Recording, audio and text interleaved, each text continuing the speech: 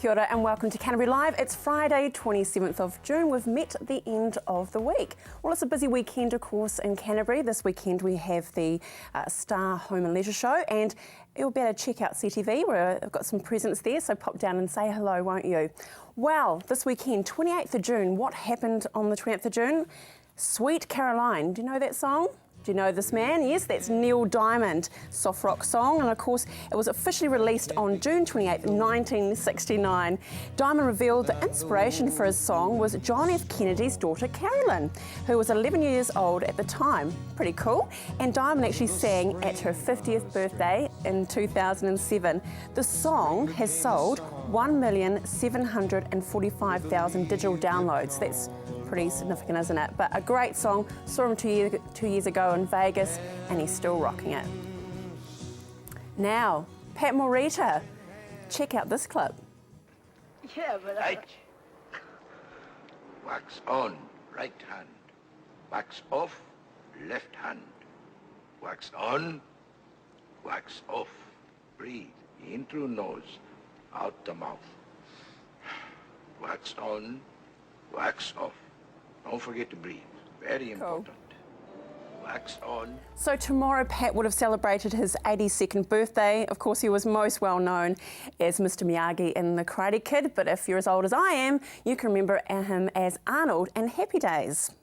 And he also won Academy Award for his Best Supporting Actor in 1984. And speaking of Academy, there we have another recipient. That's Brett McKenzie, and it's his birthday on Sunday the 29th. And of course, Brett is an Academy Award-winning comedian, actor, musician and producer, best known, of course, for Flight of the Conchords with Jermaine Clement. He was the music supervisor on the 2011 The Muppets, and he wrote 4 original songs, but he won an Academy Award for Man or Muppet. Let's check him out receiving his award.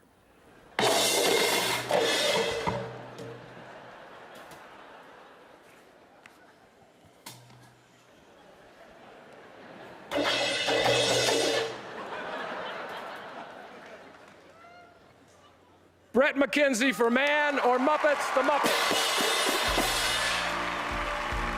Brett McKenzie, based in New Zealand, is a member of Flight of the Conchords and is the Very musician cool. behind the So a original very version of accomplished The Muppets. actor and of course producer. Well, coming up on today's show, we are finding out about the National Doll and Bear Show that's happening, and St Barnabas are having a gala and variety show. But first up, the weather.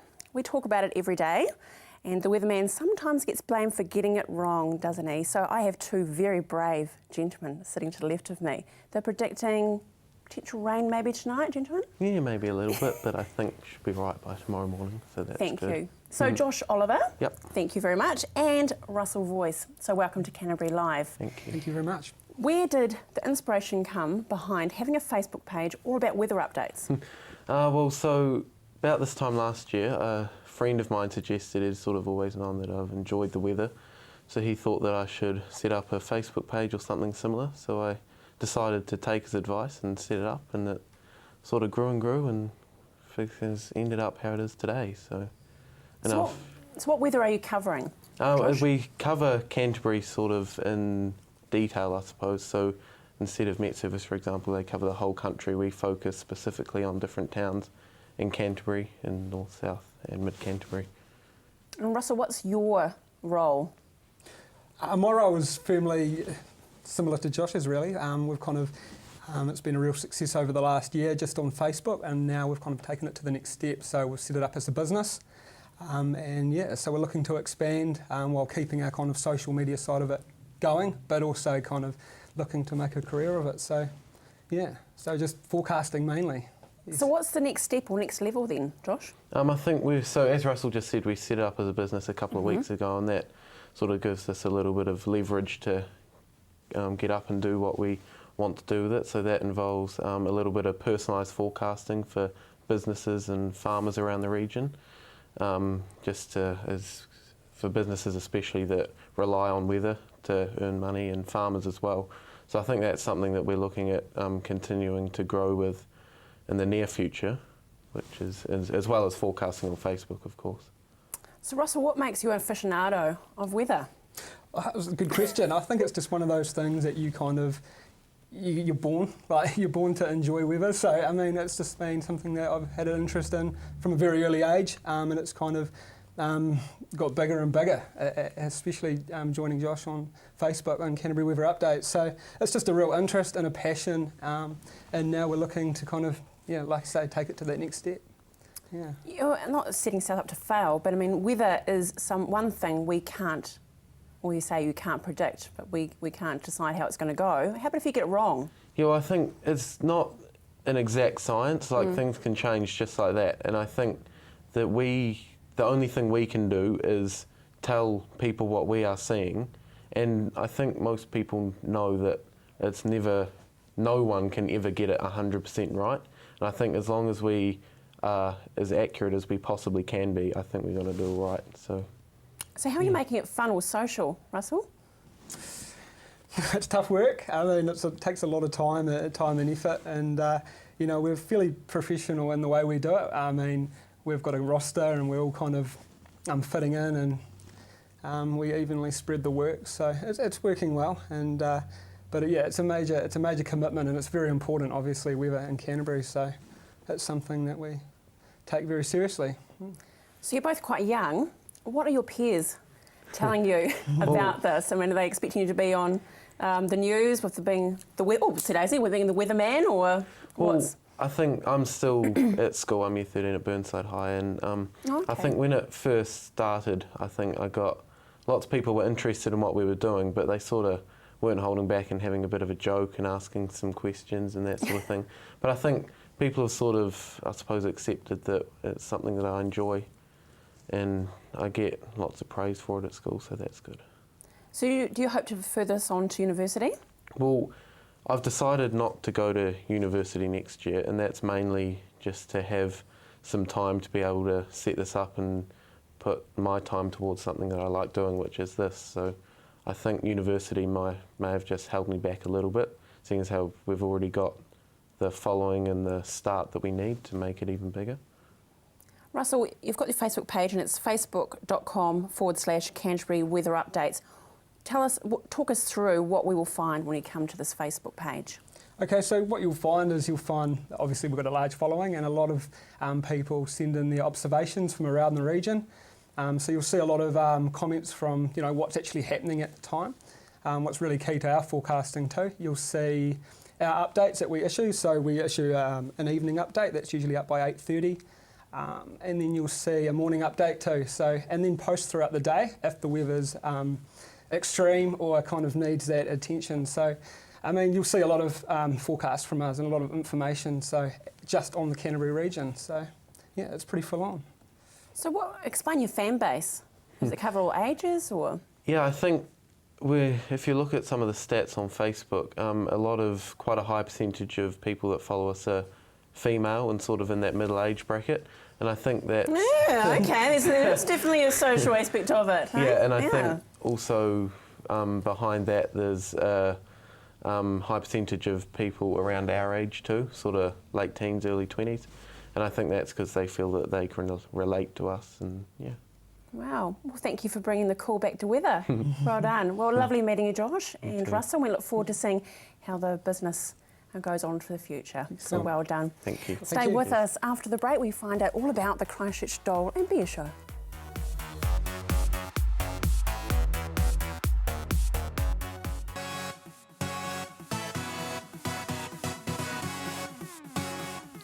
Welcome back to Canterbury Live. Wow, we have some visitors here. We have Paula Hemingway. Hi, Paula. Well, you can talk to me at least. But it seems we've got some visitors here. And who's this sitting on your lap? Well, the theme of our show is sort of midwinter Christmas this year. Right. So I've dressed Alan in his Christmas suit. Alan? That's a great name. I'm a bit biased, but that's all right. Well, that's okay, because it's my brother's name. So. Jeepers, my goodness. I was just about to say to you before, was if Alan was in a capsule... Yes. And was left there... Yep. Has it ever happened where someone's gone, someone's left their baby? You don't leave one of these in the back seat of the car. Otherwise, no, really, seriously, you wouldn't, would you? It is. They are lifelike. I borrowed one off a girl for the show a couple of years ago, and she said, look, if you're stopping at the supermarket, don't leave it in the back of the car because you'll find that you've either got policemen or You might have a someone broken looking window. for you. Yes. Jeepers. Okay, Yeah. well, I just had to point to Alan. Yep. Alan's looking at me like I should be saying something to him. It's quite unnerving, really. But It is anyway, we'll unnerving. keep on going. So it's the National Doll, it's a doll and bear show. Bear and doll show, Which is nice, incorporating both. Yes. Isn't yes. it really? Yeah. It's. I think this is about our 8th year that we've been running it. So we have a lot of fun. It's a lot of hard work. Yeah. But all our proceeds go to charity. Consequently, why we've got the Westpac Bear there. Yes, what's his name? That's Andy. It's Andy. You like the A's, don't you? So we've got Andy, Andrea, Alan. Oh, Yeah. I feel very special today. Oh, the other one's Sabrina. Sabrina. Yeah, no, there's nothing there. This is Sabrina. Okay. So, yeah. Thanks, Jarvis. We've got a very, very clever cameraman that can do two things at the same time. We Wow. have raffles at the show, and this doll, Sabrina, was donated to us. Okay. For a lovely lady, Joanna, and she's donated this doll to us. So we've got this doll, we've got bears, we've got gift baskets, and we've also got a breast cancer basket as well that it's been donated to us. So we hope to get lots of people to the show so that we can pass on the money to our charities. Can I ask the dolls? I mean, are they international? Are they sourced from overseas, or are these actually made, handmade? They are handmade. They are? Yes. In New Zealand? Both dolls here are handmade. This one was made in South Africa because the lady from South Africa donated to us. Right. But Alan here, he was made down in Lake Waihola in South of Dunedin, yes. Oh, I couldn't nice. resist him when he came to the show, so I bought him. He's just so realistic. My goodness. If you're maybe thinking about having children, maybe have Alan for the weekend. Oh, you're quite You won't welcome. talk back though. No. No, or dirty nappies. No. Maybe. Okay. So let's get to the specifics of the weekend. So it's from 10 till 4, is that right? 10 till 4 both days, Saturday and Sunday, 19th and 20th of July. Yeah. Adults $5, children under 12 $3, children under 5 are free. Right. And we've got families, 2 adults and 2 children, which is $13. So very reasonable. It is reasonable. Yeah. So And it's all going to a fantastic charity as well, isn't it? yes, well, the Westpac and cause breast cancer. Yeah. Everybody knows someone that's had that horrible disease. So Yeah, exactly. Yeah. Is it difficult with children because dolls and bears are made to play with, aren't they? So can it be tricky? Yeah, the porcelain ones aren't. There's lots of plastic lifelike dolls and things around. So yeah, no, porcelain really aren't something for children. Looking with eyes. Yes. On hands. Yes. Yeah. But we do have a lot of sales tables at the show, and we have bears and dolls for sale and that sort of thing. We've got a competition where all the competition entries will be out with their rosettes and things on Saturday morning after they've been judged. Right. And it's we've also got a display. The Christchurch Doll Club are a lot of members with lots of collections, so we're going to have quite a few of those out as well. How wonderful. Because apart from the beautiful display, there will be the competitive side of it Yes, we've got the competitive side, yes. then. Jeepers. Do the claws come out? Does it get a little bit? No, it's all quite civil? yes. No one's chopping off hair? No. Imagine that. Crikey. No, we're quite a friendly show and a lot of happy faces. So That's good. Definitely No missing heads or anything like that? No. skullduggery or anything like that. Oh, great. Well, it sounds like it's going to be a great event for all the family. Yeah, and I hope mean, so, looking at yes. these souls, I mean, crikey, we've covered all spectrums there. And Alan, yes, Alan, my goodness, he's just a bit precious. So thank you so He much is for so coming precious. in, Thank you for Paula. having have us. What a wonderful role you have for the 19th and 20th. So it's 19th and 20th of July. And what a great event. Thank you so much. Thank you for having us. It's okay. After the break, we're talking about the St Barnabas Gala and Variety Show.